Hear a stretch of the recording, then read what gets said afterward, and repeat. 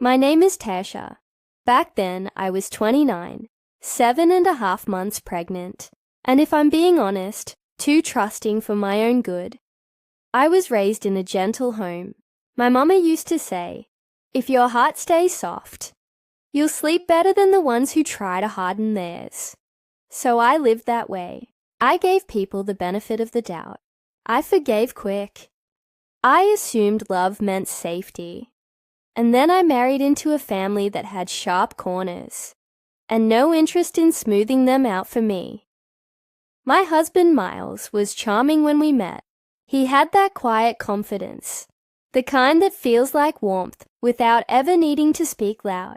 We met at a community youth event. I was on the planning committee. He was helping the sound team.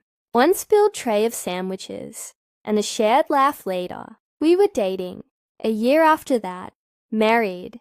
That's when I met her, Sharon, my mother-in-law. Ms. Sharon, when I first met her. And even after I married her son, she insisted I keep it that way. No need for all that mama stuff, she'd say, with a small smile that didn't touch her eyes. You've got a mother of your own.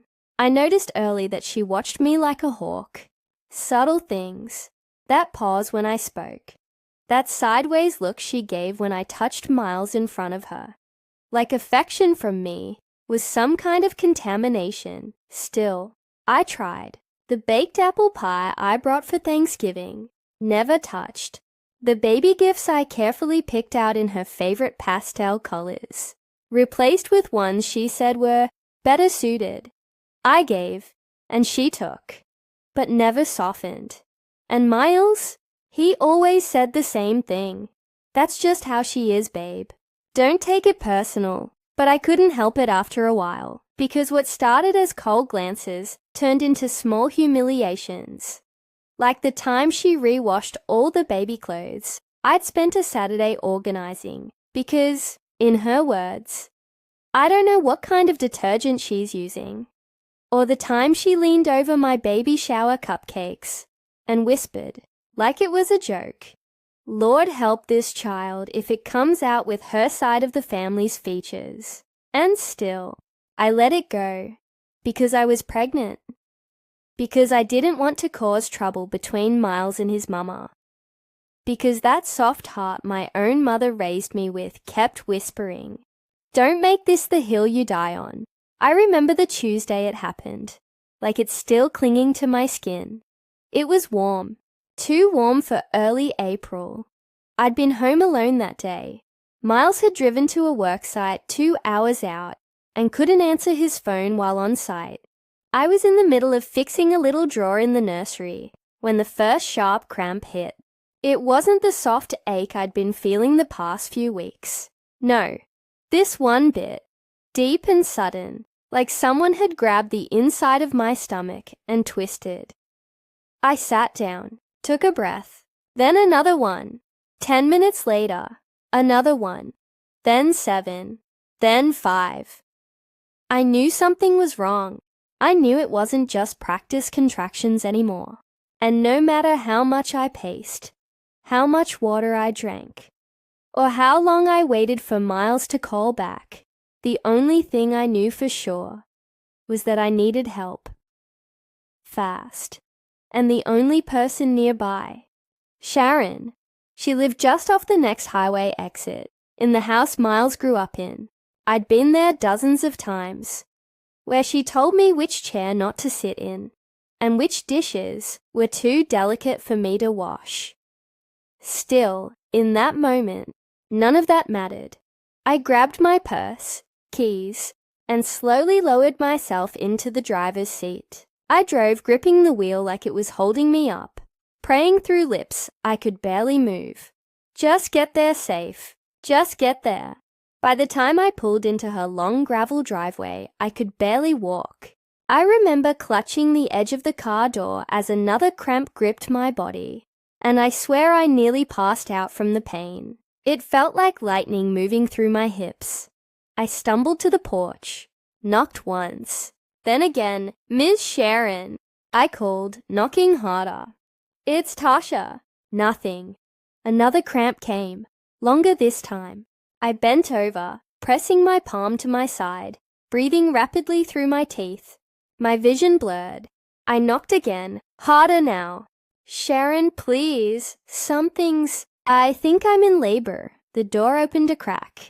Her face was there. Eyes cold, lips tight. Not shocked, not worried, just cold. What are you doing here? She asked flatly. I think I'm in labor, I said, winded, gripping the door frame. I couldn't reach Miles. I didn't know who else. And that's when it happened. She looked me over, up and down, and slowly without a word, she shut the door, and I heard it. Click. She locked it. I froze. I wasn't sure I heard it right. I knocked again. Harder. Sharon, please. Please? I'm in pain. I think I need to go to the hospital. From behind the door, her voice came low. I'll call Miles. You need to go back home. I couldn't believe it. I need to go to the hospital. I need someone to drive me. Please. Silence. And then finally, I'm not the one you should have come to, she said. This is your mess. Take it somewhere else. I don't know how.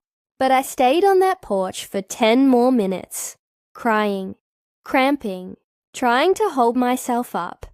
Then I crawled back to my car and tried to drive myself to the ER. I don't remember much of the drive beyond the way the sky blurred through my tears. Nothing looked real. The pain came like waves crashing over me without warning, without care for how tightly I gripped the steering wheel.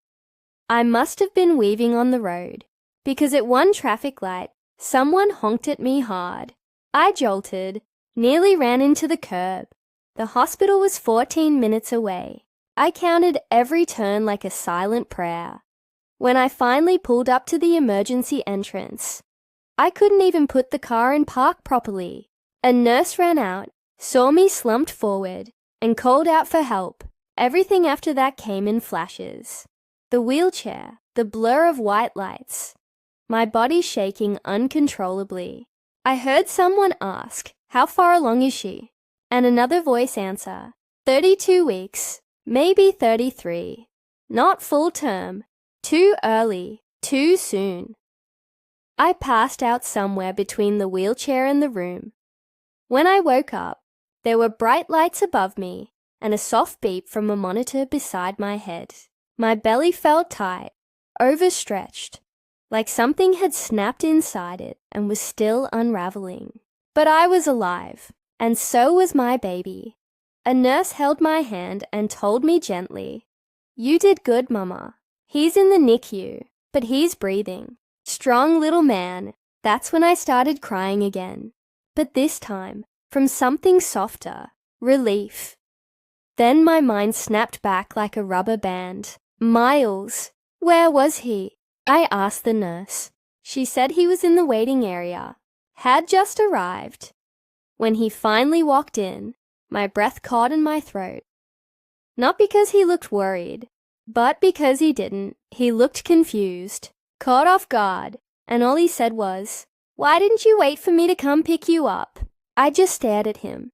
Tubes in my arms, my body torn up, my baby not even in my arms yet. And that was his first question? "Wait for you?" I repeated. "I was in labor, Miles. I couldn't reach you. I went to your mother's house because she was the closest person.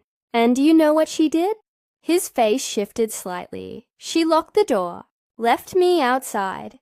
I begged her, Miles. I was screaming in pain, right there on the porch. She didn't even call 911. She just said she'd call you and told me to leave. Miles looked down, exhaled slowly. "She told me you were fine," he said after a pause.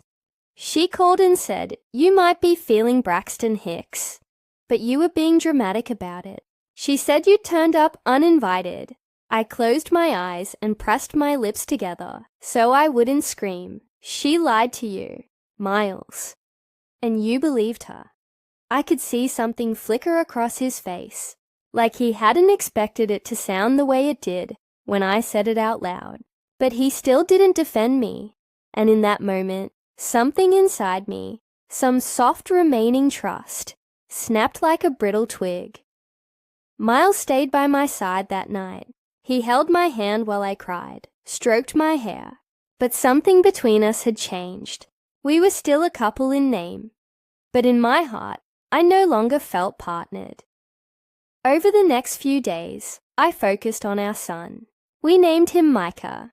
He was tiny, just 4 pounds, and hooked up to more wires than any newborn should be.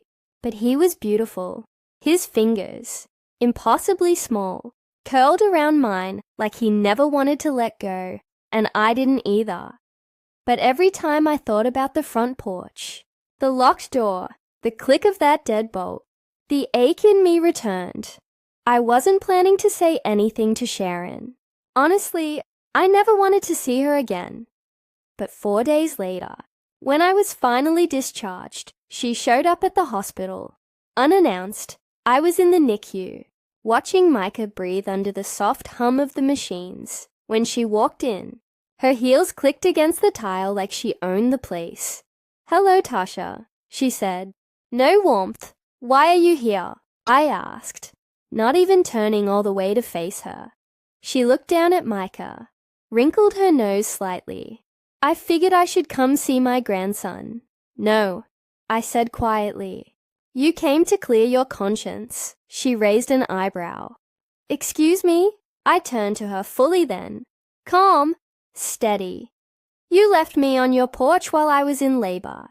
You locked the door on me. You knew I was scared, in pain, and you sent me away like a stray dog." Her expression didn't change. "You shouldn't have come there. I don't owe you anything. You came into my son's life fast, too fast. You think you know everything, but you don't know half."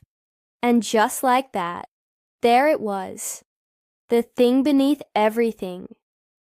I took a slow breath. "What is it you think I don't know, Sharon?" She turned her head sharply to the side, as if deciding whether to go all the way with the lie or tell the truth. She chose silence. That, for me, was all the answer I needed. Had uncomfortable silence sat between us, like a third person in the NICU room. I could feel the machines beeping, hear Micah's faint breathing rhythm, feel the weight of her stare, but I didn't break eye contact. Finally, she spoke, but not like someone confessing, like someone slipping. "There are things about Miles that you don't know, things it's not my place to explain. But I did what I did that day, because I knew I couldn't be involved in whatever storm you were dragging in again." I narrowed my eyes. "What storm? What are you even—" She brushed some lint off her sleeve, like what I'd endured hadn't even cracked her sense of order. I was trying to protect what little peace we had left. "There's more to this than a locked door." With that, she turned on her heels and left, the scent of overpriced perfume trailing behind her. And I sat there stunned. My stomach ached, not just from birth, but from the tension of feeling like I was being gaslit in broad daylight.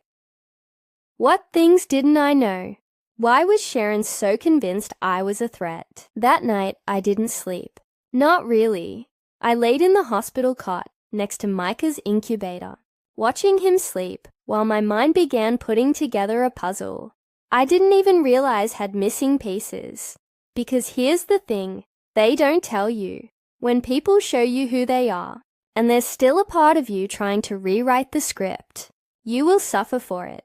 The next morning, I asked Miles straight out. We were in the hospital cafe. He was stirring cream into his coffee, like it was the most important thing in the world. "Did something happen before we got married that your mother never got over?" He looked up, blinked. "Tasha, what kind of—" "She said there are things about you I don't know, secrets, and that she wouldn't be a part of my drama again."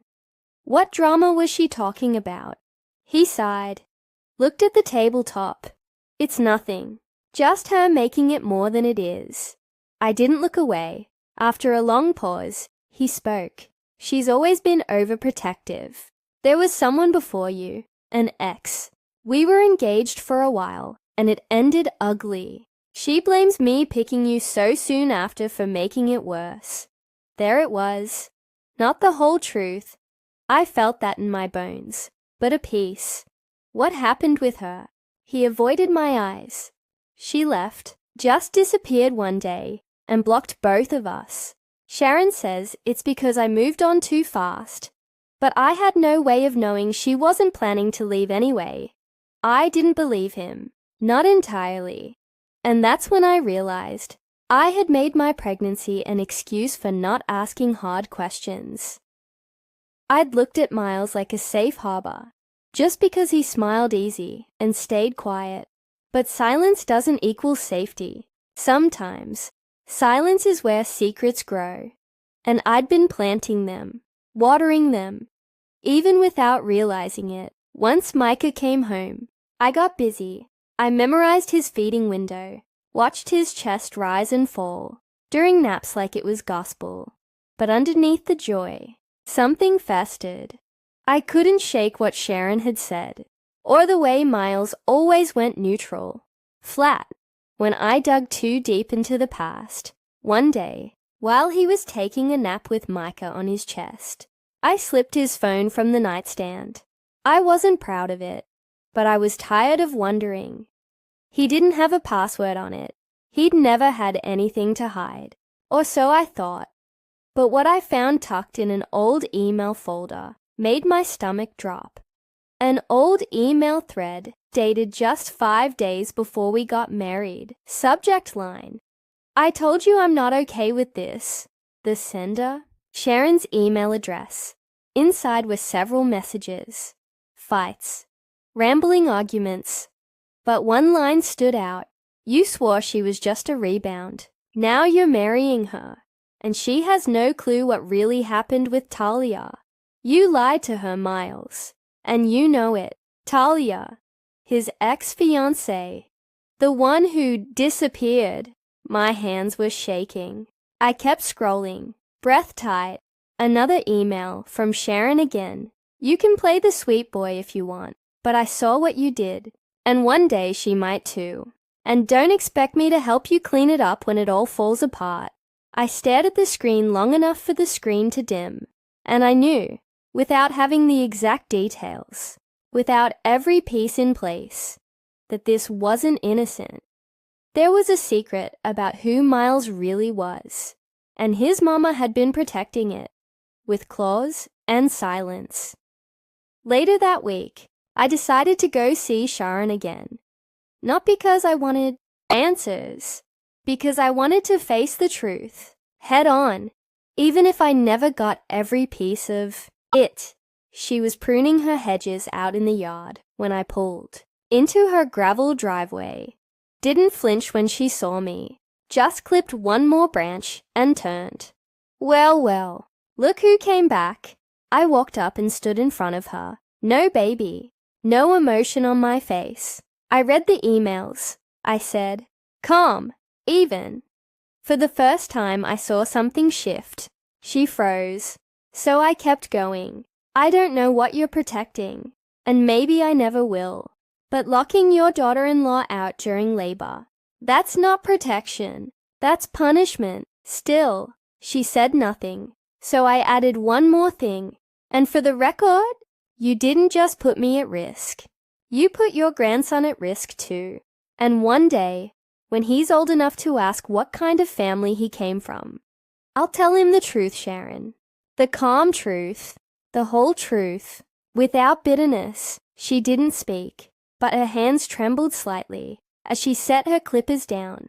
I left Sharon standing there in her perfect little garden, surrounded by the neatly pruned hedges and flower beds she always cared more about than people. And for the first time since marrying into that family, I didn't feel small in her presence. I didn't feel afraid, because I finally understood something. People like Sharon survive off of silence, off of other people pretending her storms are private weather. But I wasn't doing that anymore. I wasn't tiptoeing around her ice. Not after what she did. Not after what she tried to bury. Back at home, I carried Micah in his little wrap across my chest. He was tiny but strong, holding his head up earlier than expected, eyes always searching the room, like he already knew something about this world I didn't. When Miles walked in from work that evening, he leaned over to kiss Micah, then me. I let him, but I didn't return it. He noticed. "What's wrong?" he asked, setting his keys down. The sun had just dipped past the kitchen window, turning the ceiling faintly gold. "We need to talk," I said calmly. "About the emails, about Talia, about the lies you told, both her and me." Miles froze. His face flickered like a busted light. First anger, then panic, then a kind of hollow blankness I recognize now as his defense mechanism. "So what? You went through my phone." "I went through the lies you left sitting there, neatly saved, like a time bomb you figured I'd never bother to find." He looked away. "She left me, Tasha. You want the truth? Fine. I was the one that ended it. She didn't take it well. It got messy." He paused. "My mom. She blamed me for humiliating the family. She said I embarrassed myself. Embarrassed her. I waited." "What did you do?" Miles rubbed his hands down his face. "We had a bad fight. She broke something. I yelled. She left the apartment crying. I followed her into the hallway. Neighbors heard. She quit her job the next day and went back to her family out west. I never saw her again. And your mom. She told me I'd better start cleaning up my life or she'd cut me off financially. So, when you came around, I thought maybe I could start over. Something real. Something quieter. My mom hated that you reminded her of Talia. Smart, opinionated, didn't take orders." He looked up at me. "But you weren't her. You were better. Yet you built the foundation of our marriage on lies anyway." "I didn't lie. You didn't warn me your mother sees every woman that comes near you as a threat. You didn't warn me that she thinks I stole something from her. You didn't warn me that she'd throw me to the wolves to protect a story she tells herself about you being the victim." He reached out, tried to take my hand. "I'm sorry." His voice cracked when he said it.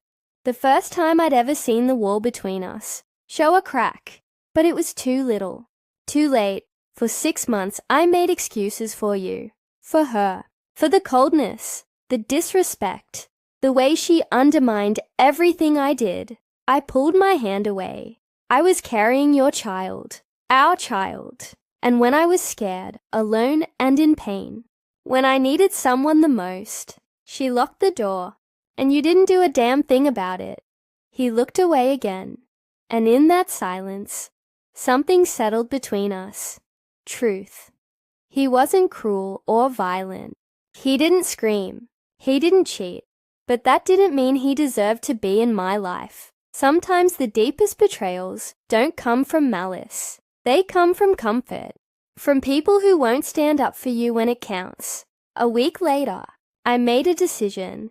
I sat Miles down in the living room, while Micah slept in the bassinet beside me. "I'm moving in with my sister for a while," I said evenly.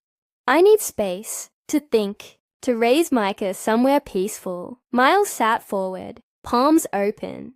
"Tasha, come on, you're still healing. Isn't this a bit extreme?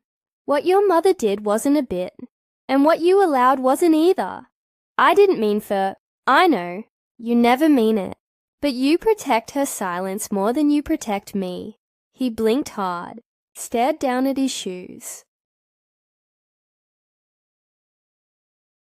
He tried to argue, said he'd change, said we should go to therapy. I listened, but my decision was steady, because something shifts in you when you give birth alone, while the people who should protect you slam the door shut. Something hardens, but not into hate, into boundaries. Living with my sister breathed fresh air into me. Samira had 2 kids of her own, and a home with loud laughter, crayons on the table, and the smell of cinnamon toast in the mornings. No cold silence, no side eyes. She never once asked why I came. She just said, "You can stay as long as you need." And that's what healing sounds like sometimes. A door opening without asking questions. Miles texted. A lot. He came by to drop off baby supplies. He asked when he could see Micah without coming inside. I let him. Because I wasn't cruel. I was cautious. Micah grew stronger, faster than expected. At 2 months, he was already holding his head up with purpose. And one night, while I watched him coo at Samira's oldest, I realized something. The pain didn't define me anymore. It shaped me, but it didn't hold my spine. And Sharon, she sent one text, just one. "I hope you'll raise that child with more grace than you showed this family." I didn't answer her, because some people only speak in blame, and I was done playing translator. Time has a strange way of peeling back the noise. 3 months after moving in with my sister, the anger settled into something quieter. Not forgiveness, not yet, but clarity. There were still nights I'd wake up sweating, replaying that click of the door locking behind me, the ache in my belly, the panic in my ribs, wondering how close I'd been to not making it, wondering what Micah would have grown up like if I hadn't made it that day, if he would have known love, or grown up thinking a locked door was all the protection a woman like me deserved. But those thoughts didn't cripple me anymore. Instead, they reminded me I survived, and so did Micah. I had started applying for remote jobs again. Writing work. I used to do copywriting before the pregnancy got complicated. Picking it back up felt like reclaiming part of myself I had folded away for wifehood, like a dress kept in the back of the closet, waiting for a special occasion that never came. Miles kept checking in. He sent money for the baby. Quiet gratitude hums from me every time. But his voice, I notice now how easily it fades into the background. He calls less now. He knows. We're not going back. He hurt me. Not with fists or cheating, but with inaction. And sometimes that leaves a deeper bruise. About a month after Micah's half-birthday, Sharon called. It was the first time I'd seen her number on my phone since the day she sent that short, bitter text. At first, I let it ring, but something in me, it wasn't softness or curiosity, maybe something closer to closure, told me to pick it up. Her voice was the same, orderly, measured, but this time, it sounded like it had been dipped in exhaustion. "Tasha," she began, her voice distant. "I assume you've heard by now Miles's father passed on Tuesday. I hadn't. Miles didn't tell me. Apparently, his father had suffered a stroke. Quiet, sudden, and fatal. Sharon had found him collapsed in the garden. She said it just like that. Collapsed in the garden, like it was a scene from a book, rather than the event that ended a man's life. "I'm not asking you for anything," she said quickly. "I just thought you'd want to know. For Micah, he should know his grandfather passed." There was a long silence. Then, because old habits die hard, she added, "Despite everything, you are still the mother of my grandson." I didn't know whether to laugh or cry. "Sharon," I said finally, "you left me outside like I was a stranger. You let me scream, beg for help. You have never once even apologized." The silence stretched again, and then came something that sounded like a crack. "I didn't know it would get that bad." I closed my eyes. "That's the thing," I said gently. "You did know. You just didn't care." She took a shaky breath. I was trying to protect what little control I had left. My husband was dying in front of me. My son was lying to himself. Everything was slipping. And when you came knocking, I didn't want to see it all unravel. So I shut the door. There it was. The truth I'd been reaching for. Cowardice. Not hate. Fear, not fire. But still, she made a choice. A cruel one. and that choice cost her something she never realized she'd lose. Access to me, and I had no intention of reopening it. I hear you, I said, because I did, but then I added, that doesn't give you a pass. She didn't respond for a beat, then gave a quiet, rare admission, maybe not, but I do hope, someday, you'll tell Micah something kind about me. I said nothing, not yes, not no, because I'm not in the business of rewriting people's stories, just to ease their guilt, bit by bit. I built a life of my own, one with lighter mornings, where Micah woke me with tiny kicks instead of crisis. One where I laughed with Samira until we cried, shared stories about Mama's stubbornness, and traded sleep schedules like secrets. And in the quietest part of my healing, I found forgiveness, not for Sharon, but for me. I stopped blaming myself for trusting too easily. I stopped blaming myself for not shouting louder, seeing sooner, fleeing faster. Because now, I accept what I didn't then. Softness isn't weakness, but staying silent to stay soft will break you. I learned to draw lines. I started therapy. I even took Micah to a support group for new mothers, where women whispered ache into safe rooms, and someone always brought muffins. Eventually, I filed the separation papers. Miles didn't fight me. He signed them with a sigh, like a man finally standing outside a house he didn't realize had been burning down all along. We agreed to joint custody in writing, but I kept primary care. He moved into a condo closer to work and started asking more detailed questions about Micah's naps, what he liked. I let him, because some bridges don't need to burn. They just need better guardrails. As for Sharon, she never reached out again. I heard through Miles that she visited a grief counselor after her husband passed, that she's been quieter lately, gentler with strangers, that she donates to the NICU anonymously now, once a month, like a ritual. I don't know if that's guilt or healing, but I do know this. I won't teach Micah to hate her, but I won't pretend she opened the door either. They say childbirth changes you, and it does. But not just your body, not just your sleep schedule. It changes how you see people, how you measure love, and how you decide where safety ends and survival begins. I never thought I'd be the woman driving herself to the ER while in labor. I never imagined I'd be locked out by someone who shared my last name, someone who calls herself a mother.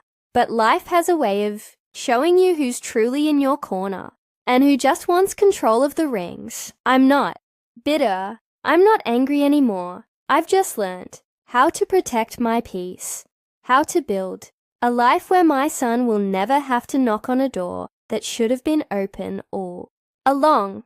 For any woman out there who's been shamed for leaving, for speaking up, for expecting kindness from people too broken to give it, I see you.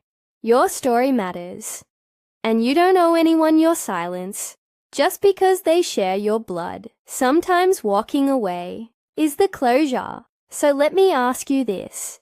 If someone locked you out in your most vulnerable moment, would you ever let them back in? Tell me what you would have done in the comments. And if my story touched you, I hope you'll share it with someone who needs to hear it. Make sure you're subscribed for more real stories. The kind nobody tells at the table, but everybody feels in their bones. Thank you for sitting with me, Tasha.